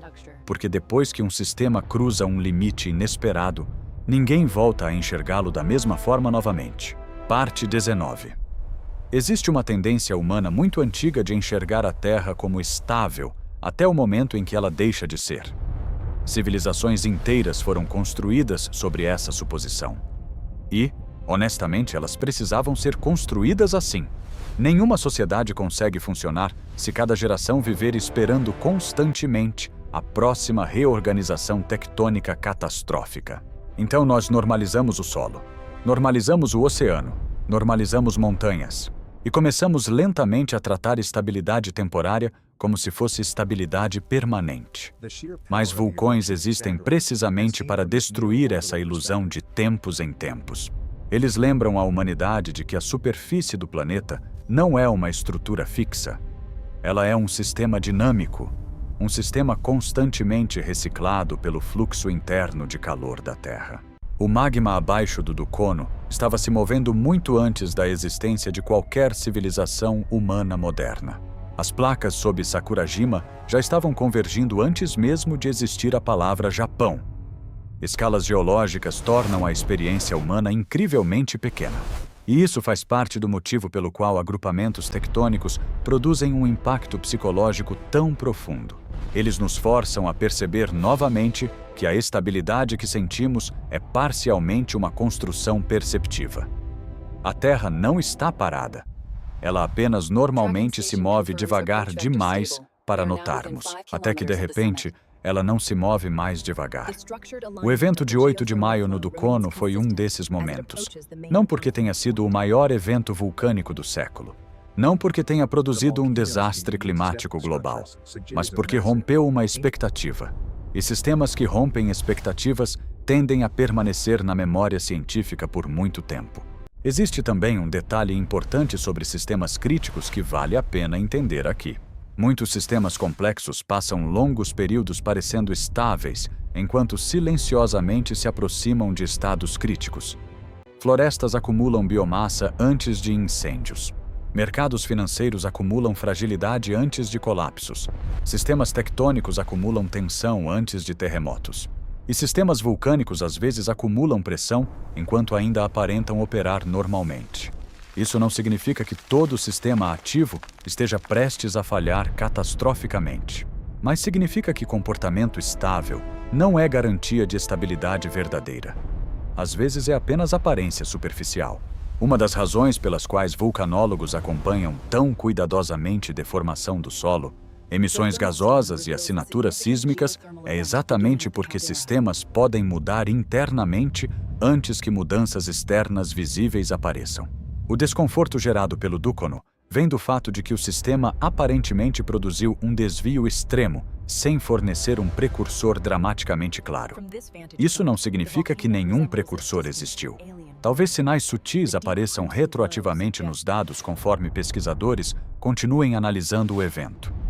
Isso já aconteceu antes na história da vulcanologia.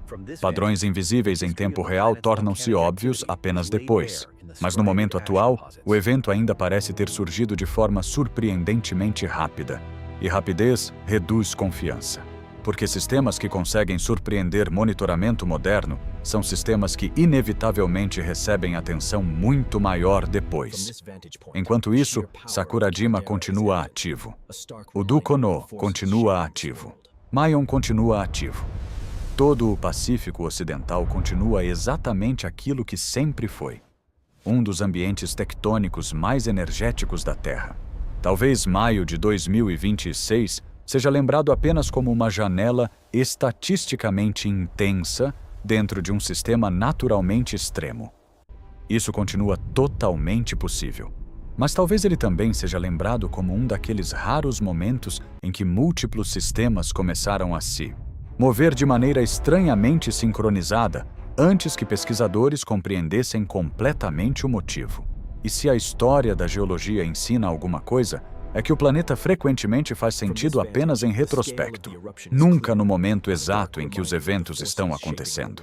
Parte 20. Existe outro motivo pelo qual a sequência de maio de 2026 chamou tanta atenção dentro da comunidade geofísica internacional.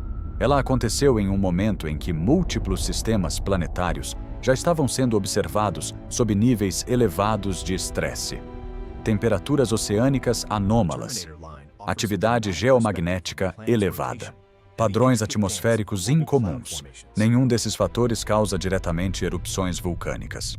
Precisamos manter isso absolutamente claro. Mas sistemas complexos raramente existem em isolamento completo. E quanto mais variáveis simultaneamente se afastam de suas linhas de base históricas, mais desconfortável a interpretação geral do sistema se torna. Essa é uma das razões pelas quais cientistas modernos falam cada vez mais sobre comportamento emergente. Comportamento emergente significa basicamente que sistemas complexos às vezes produzem resultados coletivos que não podem ser compreendidos observando apenas componentes individuais isolados. Um neurônio sozinho não explica a consciência. Uma molécula de água sozinha não explica furacões. E um único vulcão sozinho talvez não explique completamente o comportamento regional de um arco tectônico inteiro. Isso não significa misticismo, não significa pseudociência. Significa apenas que sistemas complexos frequentemente possuem propriedades coletivas difíceis de prever. A tectônica da Terra pode funcionar parcialmente dessa maneira em certas escalas.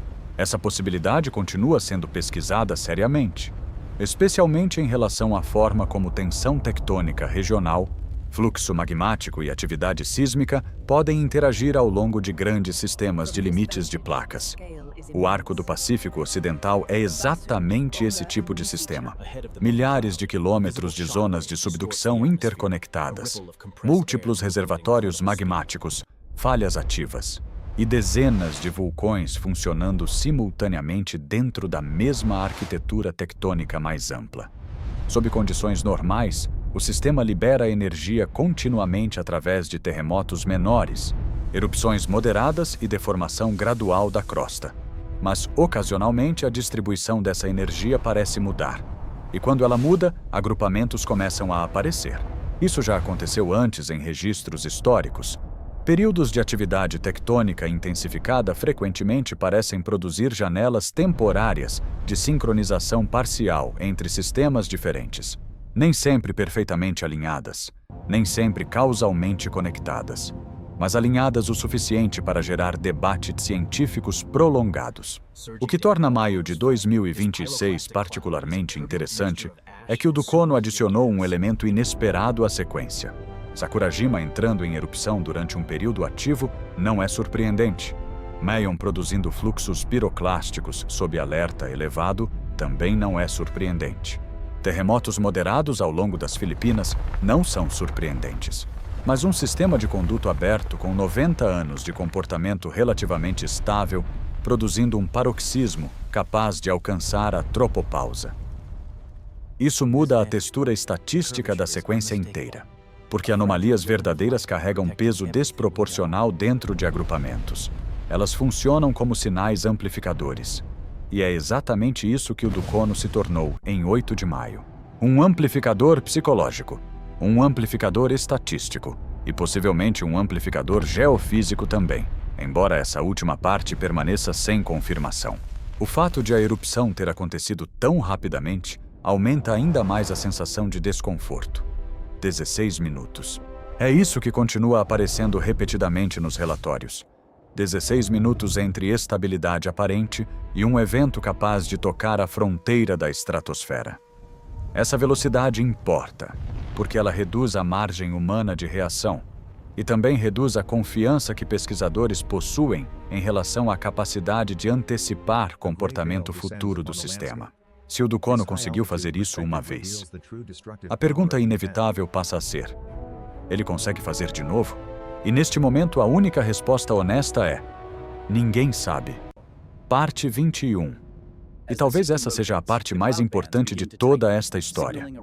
Não o medo, não a especulação, não as teorias que inevitavelmente aparecem online sempre que múltiplos eventos naturais se agrupam em um intervalo curto de tempo, mas a honestidade. A honestidade de admitir que sistemas planetários complexos continuam maiores do que nossa capacidade atual de previsão perfeita.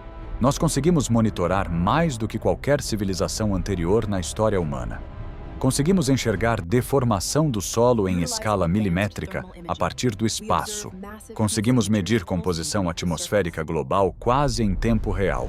Conseguimos detectar terremotos minúsculos em praticamente qualquer lugar do planeta. Mas previsão absoluta ainda continua fora de alcance, especialmente em sistemas caóticos, E vulcanismo é profundamente caótico, não no sentido de aleatoriedade total, mas no sentido matemático verdadeiro. Pequenas mudanças iniciais podem produzir consequências gigantescas. Sensibilidade extrema às condições internas. Comportamento não linear. Retroalimentação entre múltiplas variáveis simultaneamente. Tudo isso existe dentro de sistemas vulcânicos.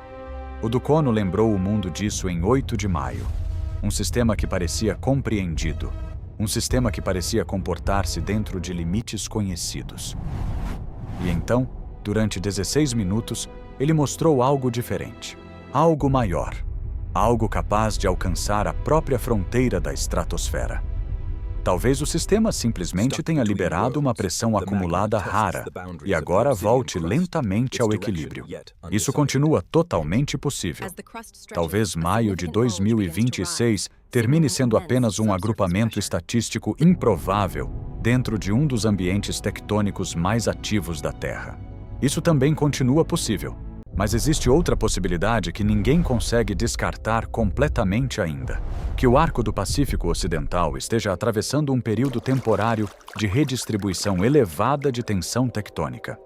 Não necessariamente prenunciando catástrofe global, não necessariamente indicando algum evento extremo iminente, mas alterando probabilidades regionais de forma suficiente para produzir agrupamentos incomuns de atividade sísmica e vulcânica. E isso é exatamente o tipo de coisa que frequentemente só se torna óbvia depois. A geologia raramente fornece anúncios antecipados claros. Normalmente ela fornece padrões confusos primeiro, e interpretação apenas depois. Enquanto isso, a vida continua abaixo dos vulcões. Pessoas continuam caminhando pelas ruas de Kagoshima sob queda de cinzas. Comunidades continuam vivendo próximas ao Ducono. Barcos continuam cruzando mares tectonicamente ativos. Crianças continuam indo para a escola nas sombras de montanhas que ocasionalmente lembram o planeta inteiro de que ainda estão vivas. Esse talvez seja o aspecto mais estranho de todos os sistemas naturais extremos. A rapidez com que seres humanos aprendem a coexistir com eles. A normalidade retorna incrivelmente rápido, mesmo depois de eventos dramaticamente anômalos. Mas cientistas não esquecem tão rapidamente, especialmente quando linhas de base estatísticas são rompidas, especialmente quando sistemas produzem comportamento inesperado, e especialmente quando múltiplos eventos começam a se alinhar ao longo da mesma arquitetura tectônica regional. É exatamente por isso que pesquisadores continuarão observando o Pacífico Ocidental tão atentamente nos próximos meses. Não porque exista confirmação de uma sequência catastrófica maior, mas porque ainda não existe confirmação suficiente para encerrar completamente a pergunta. E perguntas abertas em geologia possuem uma característica perigosa. Elas às vezes permanecem abertas até que novos eventos decidam respondê-las. Parte 22. Então, onde exatamente isso nos deixa agora? Honestamente, observando. Essa é a resposta mais precisa. Observando. Observando o Ducono para ver se o sistema retorna completamente à sua linha de base histórica ou se novas anomalias começam a aparecer. Observando Sakurajima para detectar mudanças em frequência eruptiva, comportamento balístico ou emissões de gases. Observando atividade sísmica ao longo das Filipinas e de Papua Nova Guiné. Observando deformação crustal. Observando padrões de redistribuição regional de tensão. E talvez, acima de tudo, observando o tempo. Porque o tempo é aquilo que finalmente separa coincidência de padrão. Se maio de 2026 terminar isolado, então a interpretação mais conservadora provavelmente vencerá. Um agrupamento estatisticamente raro, mas ainda plausível, dentro de um sistema tectônico naturalmente extremo. Mas se os próximos meses produzirem novas anomalias ao longo do mesmo arco tectônico, então pesquisadores inevitavelmente começarão a reinterpretar retroativamente tudo aquilo que aconteceu em maio. É assim que ciência histórica funciona. Eventos mudam de significado dependendo daquilo que vem depois deles.